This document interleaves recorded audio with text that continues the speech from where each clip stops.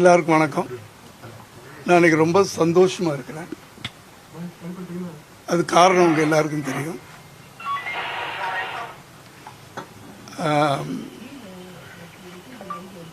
என் மகன் அவருடைய நம்பிக்கை, அதுவும் அசைக்க முடியாத ஒரு நம்பிக்கையில் இருந்தார்.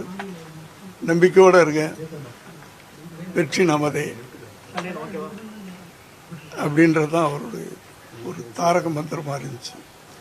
அது நான் என்ன சொல்றேன்னா, அரசியலை தாண்டி இளைஞர்களுக்கு அது ஒரு நம்பிக்கை. அதாவது முதல்ல நம்ம வாழ்க்கையில் உயர்வோம், இதை அச்சீவ் பண்ணுவோம் அப்படின்ற நம்பிக்கை நமக்கு இருக்கணும். முதல்ல அது ஒவ்வொருத்தருக்கும் இருக்கணும். இளைஞர்களுக்கு அந்த நம்பிக்கை தான் நம்மளை உழைக்கிறதுக்கு தூண்டும். அதனால ஏன்னா இப்போ அவர் செய்து காட்டியிருக்கார்.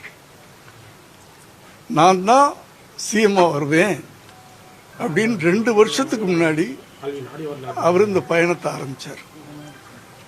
சும்மா அவர் சொல்லிட்டு சும்மா வீட்டில் உட்காரல, அதுக்காக இறங்கி அவ்வளவு கஷ்டப்பட்டிருக்காரு. எவ்வளவோ எதிர்ப்புகள், எவ்வளவோ சோதனைகள், என்னென்னமோ அத்தனையும் அவர் தாண்டி இன்னைக்கு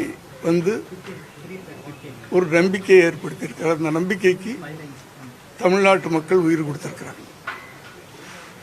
இதில் சந்தோஷம் என்னன்னா, நாங்கள் சந்தோஷப்படுறதை விட இன்னைக்கு நான் காலையில் 3:30 மணிக்கு எந்திரிச்சு திருத்தணி கோயிலுக்கு போயிட்டு வர்றேன். நான் அந்த சந்திக்கிற அத்தனை பேரும் துள்ளி குதிக்கிறாங்க.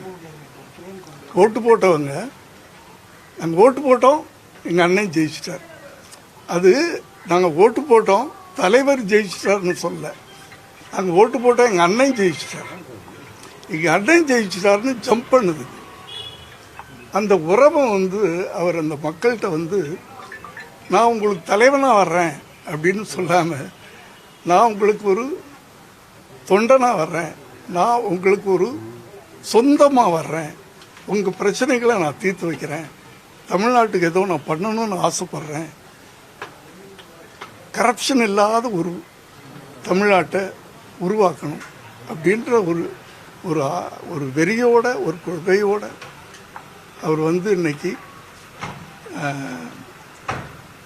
அந்த மக்களோட, தமிழ் மக்களோட சேர்ந்து நாங்கள் குடும்பத்தோடு சந்தோஷப்படுறோம். இன்னைக்கு இதைத்தான் அவங்ககிட்ட நான் ஷேர் பண்ண